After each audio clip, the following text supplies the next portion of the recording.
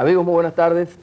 La propuesta hecha por Luis Piñero Ordaz, en el sentido de que los candidatos presidenciales suscriban una especie de pacto para combatir la corrupción administrativa, tuvo hoy la primera respuesta de un candidato presidencial, y ese candidato fue José Vicente Rangel, quien muy temprano le envió una carta a Luis Piñerúa acogiendo con beneplácito la proposición hecha por el ex abanderado de Acción Democrática. Pero vamos a dejar que sea el propio doctor Rangel, el candidato presidencial de la Nueva Alternativa, quien nos cuente los términos de esta carta que me ha traído gentilmente una copia. ¿Cómo no? Muy buenas tardes a todos. En el día de hoy precisamente me dirigía a Luis Piñerúa en una carta en la cual me hago eco de su proposición en el sentido de que los candidatos presidenciales, los factores políticos que nos respaldan, suscribamos una especie de acuerdo, de pacto contra la corrupción. Un acuerdo referido al proceso electoral, en el sentido de que le demos la prioridad real, efectiva que tiene ese tema dentro de las materias que toquemos en esta campaña, como también buscar el abaratamiento del costo de las campañas. No hay duda que estas campañas sumamente costosas que se están haciendo en Venezuela son una fuente de corrupción. Y en segundo lugar, ya pos elecciones del 4 de diciembre, que haya un compromiso entre todos los candidatos presidenciales y los factores políticos que nos respaldan, para que indistintamente desde el gobierno o desde la oposición, cualquiera que sea el resultado de esos comicios, desde los cuerpos deliberantes, desde la Administración de Justicia y desde el Poder Ejecutivo, apliquemos una política sumamente firme, categórica, enérgica, implacable de lucha contra la corrupción, habida cuenta de que este flagelo afecta seriamente la estabilidad democrática del país. Ciertamente usted en un párrafo que utiliza en esta carta dice que la corrupción puede acabar con el régimen democrático. A mí me parece que esto es verdaderamente dramático, pero un hecho absolutamente innegable. Efectivamente. Creo que cuando se examina, por ejemplo, estos 25 años de democracia, una de las conclusiones más desoladoras que hay es de que la corrupción en estos 25 años se ha fortalecido. De sus características elementales, primitivas, artesanales que tenía antes del derrocamiento de la dictadura, es decir, la corrupción en el marco de la dictadura, que era grande y que fue la motivación fundamental que movió al pueblo a lanzarse a la calle en el año 58, ha pasado a ser un Estado dentro del Estado, un poder alterno, una especie de contrapoder que maneja inmensos recursos y que está presente en todos los órdenes de la vida nacional. Ese grado de corrupción puede terminar por asfixiar a la sociedad venezolana, al Estado y al régimen democrático. Y es quizá la amenaza más severa que en este momento recae sobre el futuro democrático del país. ¿Y usted cree que sea así como una institución, como usted lo plantea, un Estado dentro del Estado? Sí. ¿No cree que haya un poco de exageración? No, mira, de eso, yo creo que nosotros nos quedamos incluso cortos en el momento en que examinamos la cuestión de la corrupción. Estoy convencido de que el discurso y las palabras se quedan por debajo de lo que está ocurriendo realmente en el país. Debo decirte, por ejemplo, y aprovecho las circunstancias de este programa tan escuchado para hacer esta denuncia. La corrupción tiene mecanismos de retroalimentación increíbles. Yo tengo información de que con motivo de la intervención del BTV, intervención con la cual yo estoy de acuerdo, porque creo que había una situación de corrupción que había que liquidar, pero a partir de ese hecho, o mejor dicho, la propia intervención ha servido como un mecanismo de corrupción. Yo tengo información de que los grandes depósitos que estaban en el BTV, las cuentas realmente importantes, incluso los depósitos a largo plazo o a plazo fijo, los bonos quirografarios, buena parte de ese dinero ha sido retirado, a pesar de que se dice que los retiros tienen un tope. Incluso se ha afirmado, y hay gente realmente importante y seria que me ha dado esta información, de que se cobra comisión por los retiros de esos depósitos. En otras palabras, que quien va a resultar sacrificado en último término con esta situación es el pequeño ahorrista, estos 15.000 ahorristas o cuentacorrientistas pequeños que tenían sus depósitos en el banco. Mire, candidato, yo creo que usted acaba de formular efectivamente una denuncia de una gravedad total.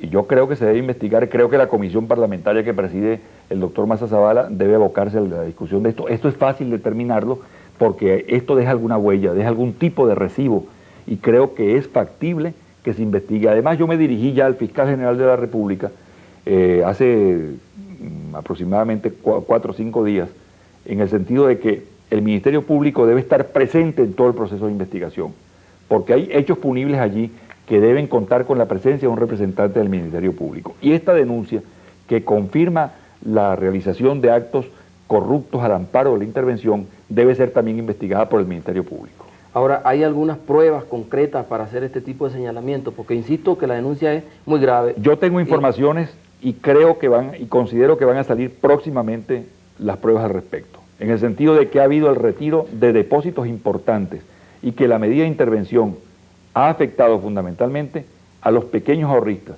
pero ha permitido que las gruesas sumas de dinero que estaban allí depositadas hayan sido sacadas de los depósitos. Como decía usted, una corrupción dentro de la corrupción. Exactamente, porque la corrupción es mucho más poderosa de lo que uno piensa. Tiene, repito, mecanismos de retroalimentación, es una especie de reciclaje.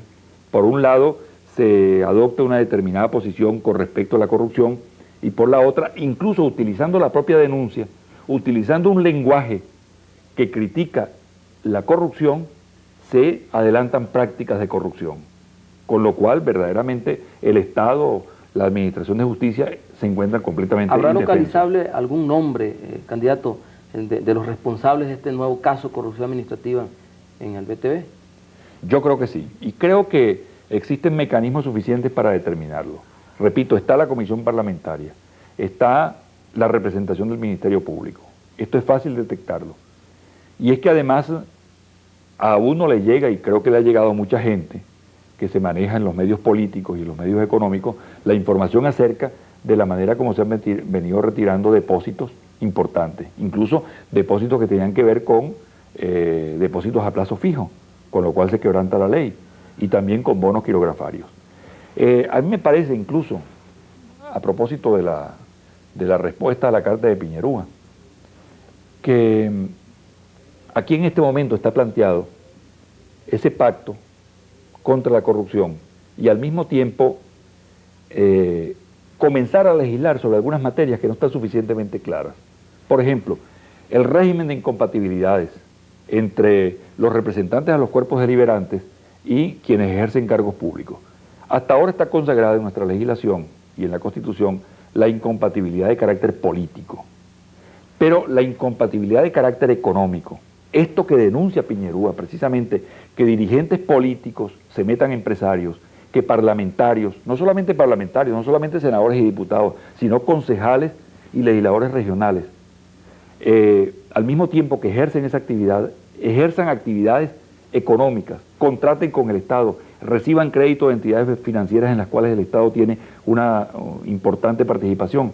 Esto es una desnaturalización del régimen parlamentario, de nuestro sistema político, y además debe ser motivo de una legislación al respecto. Yo recuerdo que en un debate que promoví en la Cámara de Diputados en 1975, en relación con la corrupción administrativa, planteé este problema de las incompatibilidades económicas.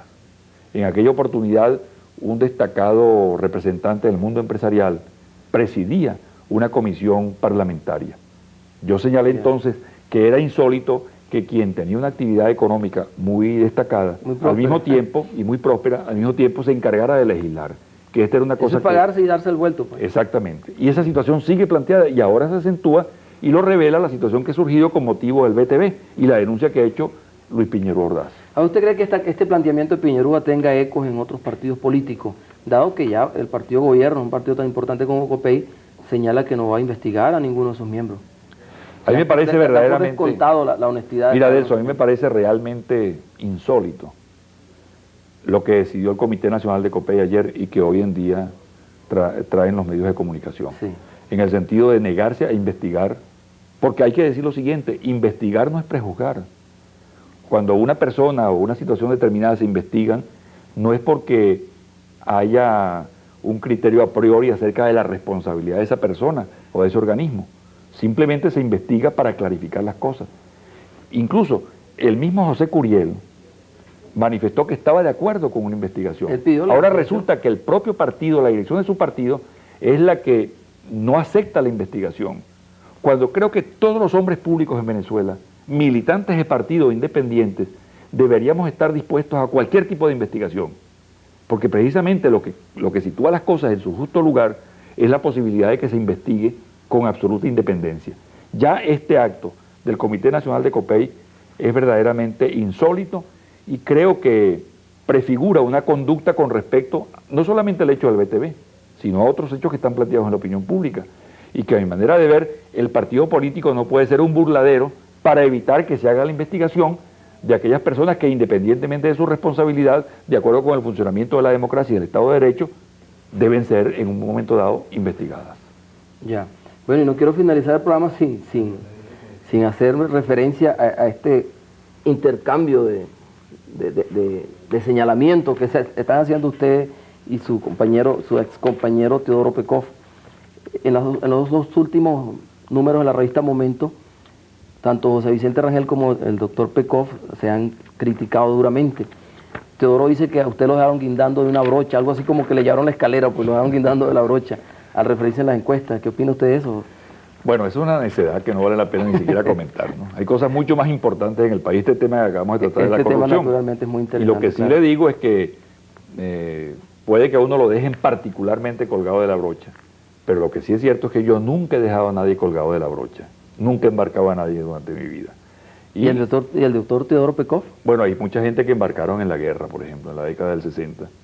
Yo no embarcaba a nadie, ¿no? ¿Y él fue responsable de ese embarque?